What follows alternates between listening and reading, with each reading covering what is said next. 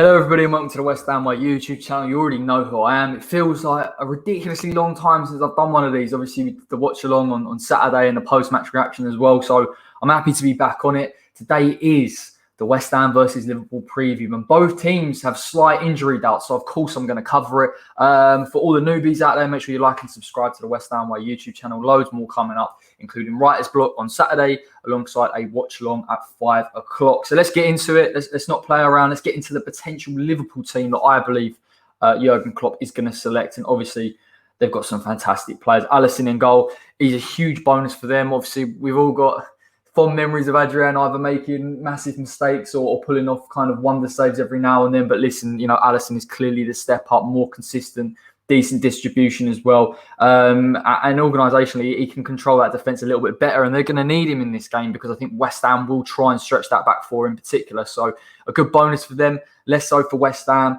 Let's have a look at the right-back position. I really, really rate this guy as a football player. Trent Alexander-Arnold is a phenomenal talent. His distribution is unbelievable. His passing range, his ability to get assists, and particularly into the likes of Sadio Mane and Mo Salah. He pushes on so far up, though. He can be exposed, and a couple of times this season, particularly against Leeds and particularly against Villa on that left-hand side, the opposition teams have had luck against him. And particularly when he's on the defensive side of the game, you see he tries to take players on a little bit too square, can be caught with overlaps, can be caught with a little bit of pace. There is weaknesses, there are fragilities down that side defensively. But, you know, you look at Liverpool, a lot of their attacking play, they're going to get forward, they're going to bomb. And obviously this guy's got fantastic delivery, and he will find Sadio Mane, and he will find the likes of Diogo Jota as well. So I expect him to push on. I expect him to be a nuisance. It's West Ham's job here to push him back and prevent him from being so offensive. Easier said than done. I've gone for a bit of a wild card here, and I've had to do a little bit of homework on him. Reece Williams could come in, particularly on that right-hand side of the centre-back area. I mean, they've got so many injuries. Van Dijk, obviously, in the first instance now. Fabinho potentially out. He didn't play midweek against Midtjylland either. So you're looking at a youngster to deputise. Again, I do fancy West Ham chances against this defence. I do believe they can be dragged. I do believe they can also be isolated, particularly with the two centre-backs. So it'll be interesting to see how this guy deals with it if he does play. He is a natural centre-back compared to Fabinho. I do think if Fabinho had played or he is fit to play, I think he's very, very aggressive. Obviously, he has got that sort of defensive midfielder mentality where he goes for the ball. He can leave spaces in behind. So, again, there would have been weaknesses with Fabinho, albeit I know he's a more senior player. It'll be interesting to see how this guy deals with things. Maybe as a natural centre-back, he copes with a little bit better with the pressure of West Ham's forward men. Left-hand side of the defence has obviously got to be Joe Gomez. I think he's looked also a little bit vulnerable, particularly against Aston Villa. And, you know, there are elements of this Liverpool defence that was so solid last season that when you start taking the key component out in Virgil Van Dijk and Alisson, some of these players show a lot of vulnerabilities. I do think he's a good player. I do think he's got pace. He is going to be troubled either by Michail Antonio or Jarrod Bowen maybe coming slightly central. So it'll be interesting to see how this guy deals with it. Again, in terms of footage, there isn't a lot of footage in terms of Liverpool being attacked too much. So, I mean, I haven't seen enough for him to convince me that he's going to be a massive weak point. But clearly against Aston Villa, he did get pulled out of position. And particularly with the high line that they play, you know, if you've got pacey forward men that can get in behind, you're going to drag them out of position and you are going to get chances. On the left-hand side of the defence is Robbo. I think he's fantastic. I think he's better defensively than Trent. Obviously, his delivery, maybe distribution isn't at the level of Trent Alexander-Arnold, but obviously he's added that to his game. He's got assists. He gets forward. He bombs on. He creates overlapping runs, particularly down that left-hand side for Sadio Mane, who comes a little bit more central. Liverpool, and I will explain this in another video, use their left-backs and their right-backs to create width and allow the forward men to overload in the box, and particularly with the number 8 system that they push, they can keep pressure, particularly on West Ham's back three. So I expect him to bomb on. I expect him to get forward. You're looking at Jarrod Bowen, particularly down that right-hand side. Can he do a job on him? Can he push him back into his own half? And also, can he support Balbuena? Because we have seen, particularly against Tottenham, you know, when he comes up against pacey forward men like Heung-min Son, he does struggle a little bit. The difference is Heung-min Son loves to cut in. Robbo will try and take him around the outside. So it'll be interesting to see how West Ham deal with that. You'll also be looking at Soufal to support Balbuena there and really kind of do a number on it. So it's interesting. We're talking about, you know, Liverpool's defensive players, but they are hugely important to the attacking side of the game. Now, in centre midfield, I believe Liverpool will employ 2 8s. It is slightly different to what we're used to seeing, where they've got either Fabinho in a number 6 role. Obviously, they had Thiago as well to play there. He's injured, I believe, as well. No Naby Keita either. So, I mean, Liverpool are short of options in that centre midfield position. But Henderson will start. He's a great leader for them. I really rate his distribution. I think there's a stat saying in the Premier League, no player has had more forward passes than Jordan Henderson, which is an interesting stat. Again, his role is going to be to carry that ball and push West Ham back, particularly with our 2 centre midfielders. I don't expect him necessarily to get him beyond and be a late runner. He did kind of show that against Everton where the space opened up, but he's going to carry the ball. And it's going to be an interesting dynamic to see how West Ham deal with him, because both him and Gini Wijnaldum in that kind of 8 role are going to put pressure on West Ham. They're going to try and pin us back a little bit, particularly in central areas. It'll be interesting to see how Declan Rice and Souček deal with them and possibly beat that press, which is so difficult to overcome. Now, other side, I kind of mentioned it already. Gini Wijnaldum, I really like him as well. From what I've seen of him in terms of his style of play, sometimes he likes to sit just in front of that defence and give him a little bit of support. You know, both with Wijnaldum and Henderson, and particularly if any of you have seen that BT piece with Rio Ferdinand, when Andrew Robertson and Trent Alexander-Arnold move forward, these guys have to protect their positions. So, and it's not a natural position for them to protect either. There is opportunities for West Ham, particularly in a wing-back system, to overload them, even if Wijnaldum and Henderson are very much switched on and protect their fullback. So I expect him to kind of go on the left-hand side of an 8. I expect Henderson to go on the right-hand side, to obviously mirror up with their preferred foot.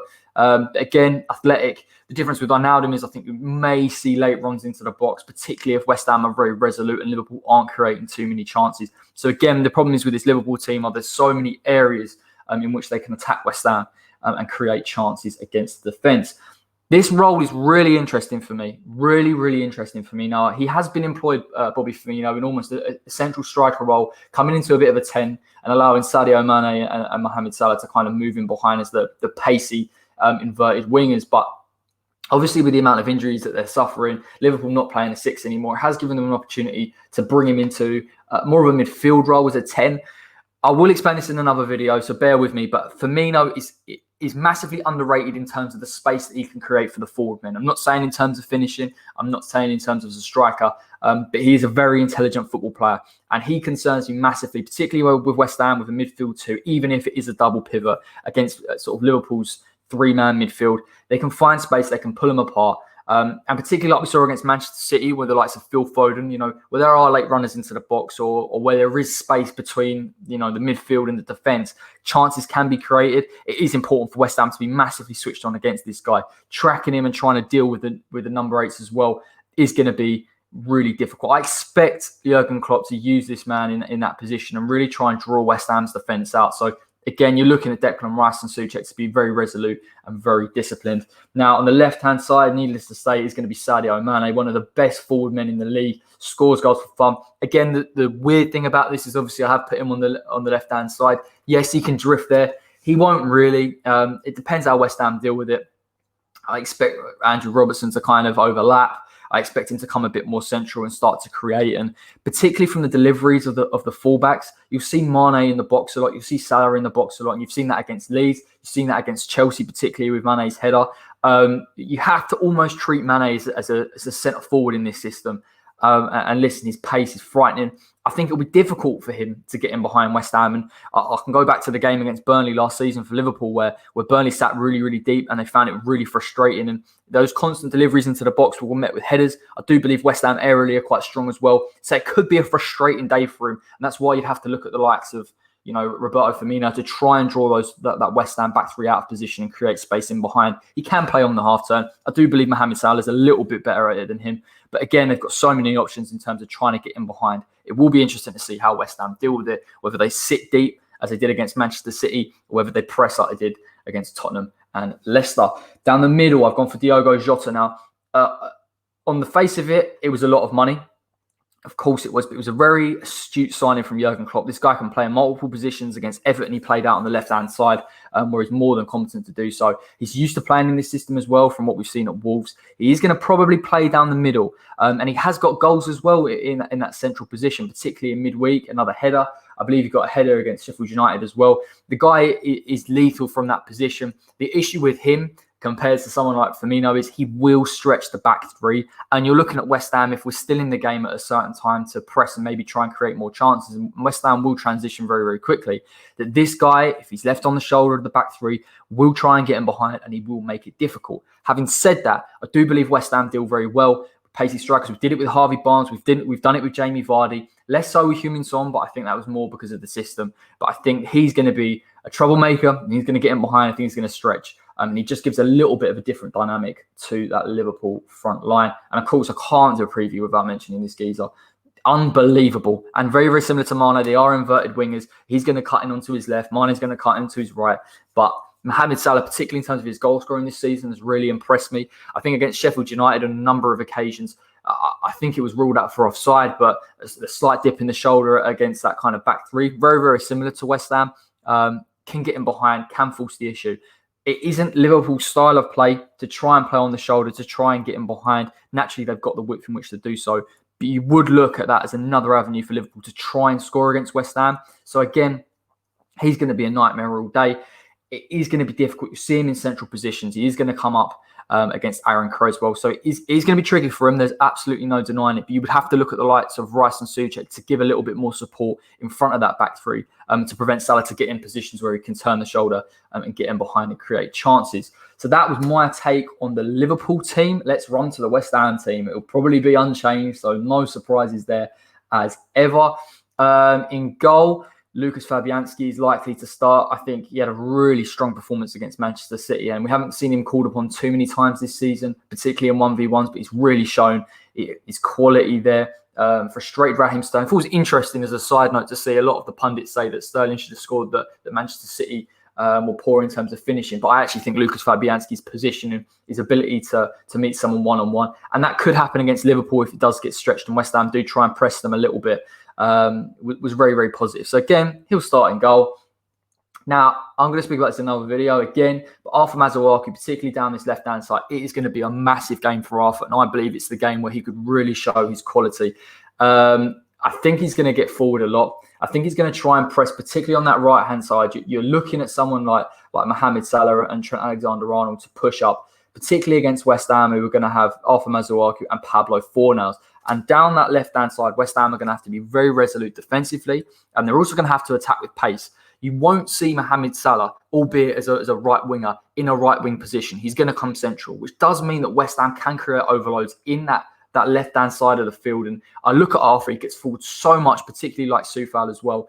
And the quality of his delivery as well is crucial. Now, whether or not Antonio or Allaire starts, if Allaire starts, this is going to be a huge position for him in which to take and to try and beat the likes of Trent, who can be flat-footed, that can struggle a little bit against a 2v1 like we've seen against Leeds, like we've seen against the other week. I can't remember who it was against, but you know he does struggle a little bit, and he can get pulled over. Even against Sheffield United, a few times when the ball's gone over to that side, his positioning's a little bit off. He can struggle. So it's a big game for Arthur, and I expect him to use his delivery to carry the ball and create chances for West Ham.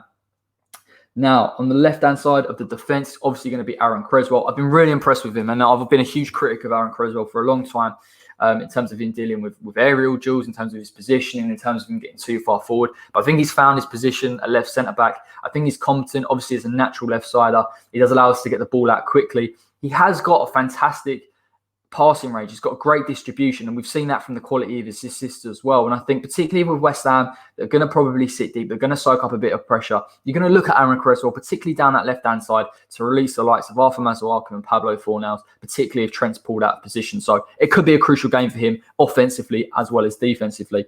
Now, in the centre, you've got to go for Angelo Ogbonna. I think he's been magnificent. You know, we can talk about that Tottenham goal where he managed to get over Harry Winks and prevent him from putting a challenge in on Manuel Lanzini. You can talk about him against Manchester City, where I thought he was also very resolute. He's a fantastic leader in that centre-back position. It's going to be tough for him because I do think Liverpool are going to have almost like a central three to contend with. So it will rely on this back three to be really resolute, to cover their markers as well. And I think the most impressive thing, particularly against Manchester City, we're seeing a lot of the centre-backs take accountability for who they're meant to be marking and moving out of position in order to do so.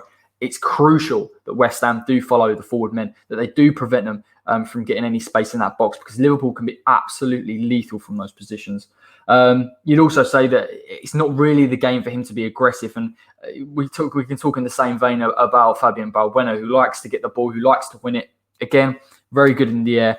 But in this type of game, where Liverpool are going to almost have a number 10, 2-8s, 3 forward men, they're going to put a serious amount of pressure on West Ham defensively. So it is a game to be disciplined, and it is a game to look to the width of West Ham and try and create chances through that, as opposed to, pushing up and pressing centrally. Now, look at the right-hand side of this, almost a back five. Soufal, been phenomenal. And his assist for Michail Antonio last week was fantastic. And I think we'll see a lot more of this throughout the season as it goes on. Again, you're looking down that left-hand side with Andrew Robertson, Sadio Mane. You're going to have to push him back, and he's going to have to work hard with Jarrod Bowen. And what I like about Soufal is he's a better defender than Fredericks. And in terms of his crossing ability, when he gets to the final third, it is also better than Fredericks. So he's going to have a job to contend with. I do believe, very, very similar to that right-hand side, that Sadio is going to come central. Robo is going to almost be like that wing-back. I mean, West Ham can overload, they can isolate, and they can push forward through Soufal and through Jarrod Bowen. And you look at the pace of Jarrod Bowen, particularly to carry the ball over a large distance. You've got Soufal in support as well, potentially with the late run of Tommy Souček as well. There are elements of this game where I think West Ham can get at Liverpool. I mean, they will do. And of course, it will come down to this, man. I'm a bit up in the air as to how it will work, because I don't know the forward man, but you'd have to look if Haller does start and Antonio's not fit. The delivery is so crucial, and we've seen real quality delivery from Vladimir Soufal. Declan Rice, it's going to be a tough game for Declan, if I'm perfectly honest. He's going to have to really work hard again. And I really rate him as a centre midfielder. I rate Souček as a centre midfielder, and they've both got box-to-box elements about them in terms of their overall play. But in this game, you're going to have to sit deep. You've got the issue of Bobby Firmino picking up spaces. I think against Manchester City, when we pushed too high, that number 10 role became problematic. We sat a little bit deeper, very much less so. They couldn't make late runs from midfield. So I expect Declan to be in a more of a defensive midfield role. Of course, he's very, very good at that. It's going to have to be really switched on, because I think you're going to see Hendo, you're going to see Wijnaldum, and then you're going to see Mane and Salah come in central as well. There could be a lot of Liverpool men inside and around that box, and it's going to be hard West Ham to contend with if they get too much possession or they get a shot off. So I expect him to sit deep. I expect him to try and break up the play, and I trust his ability to transition from defence to attack, even if it is carrying the ball and finding the wide men and attacking with pace, which we do have and which we can do. Then you've got Thomas Souček. Now, I think this is a big game for Souček. I can't imagine he's going to press too far forward. I don't think we're going to see him in too many offensive positions because of the way Liverpool are. But I do really rate his late runs into the box. And I do feel particularly when I'm watching Liverpool play, they struggle from deliveries. They're never quite aggressive enough. They allow space for the attackers. They don't go and attack a ball like a Virgil van Dijk will. And I do believe Thomas Souček, as a late runner into that box, could find space, could create chances for West Ham, and particularly on the counter, could even score a goal. And I think that's going to be crucial for West Ham in terms of having a good result against Liverpool. Now, left-hand side. I do believe it will be Pablo Fornals. I know there's a lot of people out there saying Said Benrahma should get a start if he's fit. Again, I think he could find space down that left-hand side if Said Benrahma did play.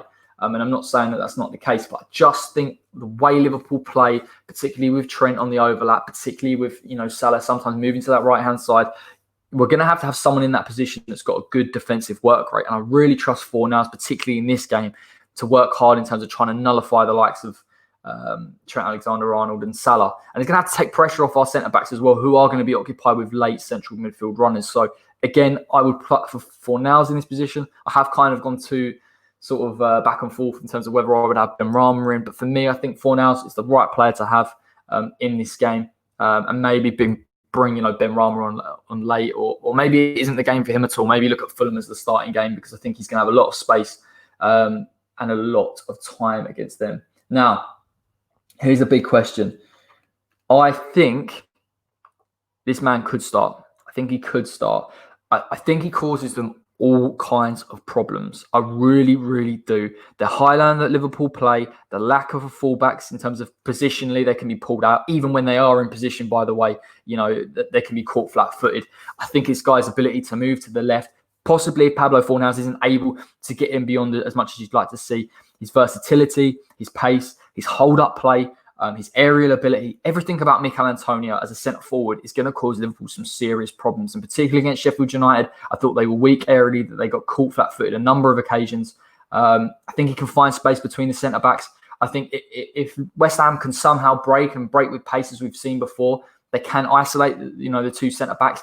And to be honest with you, if Michail Antonio can get a run, particularly on the likes of Joe Gomez and Reece Williams, I think he comes out successful. So this guy's really, really crucial to the way West Ham play, and it will allow West Ham to be in a better defensive shape, which I think is going to be crucial. I think with Haller, you'd have to therefore take your chances to push up a bit and really work on the delivery into him, whereas I think Antonio can work better without the ball, and I think that's going to benefit the team overall. On the right-hand side, and again, this is another option potentially for a centre-forward.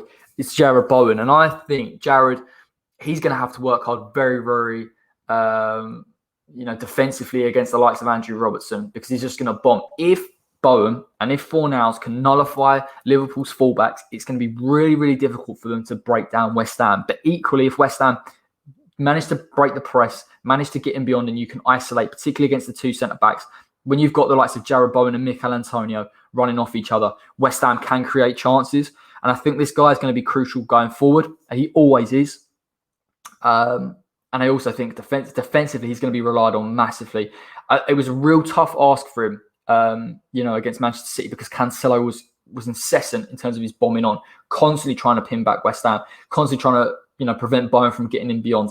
And I think it's going to be very, very similar. I don't think you'll see Robertson in too many deep line positions. I think Cancelo and Kyle Walker were sort of running from deep. I think you'll see Robertson push up a lot more and try and go for an overlap. So, I mean, you could see a situation where if Soufal can deal with him, and I do believe he can, Bowen can literally have a free run on that right-hand side. And you'd have to back West Ham from transitions and counter-attack, and using Antonio getting in behind, Fornals pushing up, Souček as a late runner. Which kind of brings me nicely to the conclusion of this predicted lineups. I am going to do a tactical breakdown video, and I have got a number of players that I do believe are going to be massively important in this game, whether it's weak points or strong points. I think this is a game that West Ham can benefit from. And I'm not saying this lightly, because Liverpool, for me, having watched them again, are one of the best teams, if not the best team in the league. I think they offer a little bit more than Manchester City in terms of pace, in terms of getting in behind the three central strikers, Firmino's ability to draw players out of position. But West Ham, this is what their game's built on. Essentially a low block, being defensively organised, sitting deep, reverting to a 5-4-1, particularly in a defensive position, and transitioning. And for me, I think when you looked at Manchester City, they had the sort of benefit of Rodri as a pivot in there, the kind of giving them a little bit of solidity and protecting the defence. Liverpool typically do have that. They typically do have that, and you see it when Fabinho plays. I just question whether Liverpool, looking at West Ham, will put a holding midfielder in there. If they don't, West Ham can really get at them. Really, honestly, genuinely. I think Antonio can run in behind. You look at Jarrod Bowen as well. The game plan changes if Haller comes in. And I've said this in a previous video as well. You're going to have to work to Haller's strengths, whether or not we like it or not. If West Ham are going to try and win this game, you've got to work. You've got to work to his feet. You've got to work to him specifically. He's not going to do the job that Antonio does. In which case, West Ham would have to be a little bit more brave than I would expect them to be. We're going to have to push on. We're going to have to try and pin Liverpool back, which in essence is a really risky move with that forward through running in behind. So I kind of hope we do have Antonio, because I do think overall the balance to the team's a little bit better. It is going to be a tough game. It is going to be a really, really tough game. But I think West Ham can get possibly a draw. I think we can really frustrate them. I think we can frustrate them. I think we can score goals. I think we can take opportunities. You've only got to look at the Sheffield United game to see that is a possibility. So it is interesting for me to see. Let me know in the comment section, what do you think is going to happen with this game? Do you think West Ham have got a chance? Would you change the team? Would you put anybody in? Is there any player in particular with Liverpool that you're a little bit sceptical of, that you think could cause West Ham some serious issues? Let me know in the comment section. Thank you so much for tuning in to the preview. I've decided to split it up a little bit. So you've got your predicted lineups and then you've got your tactical breakdown to give you a little bit more content. And yeah, until next time, take care, everyone.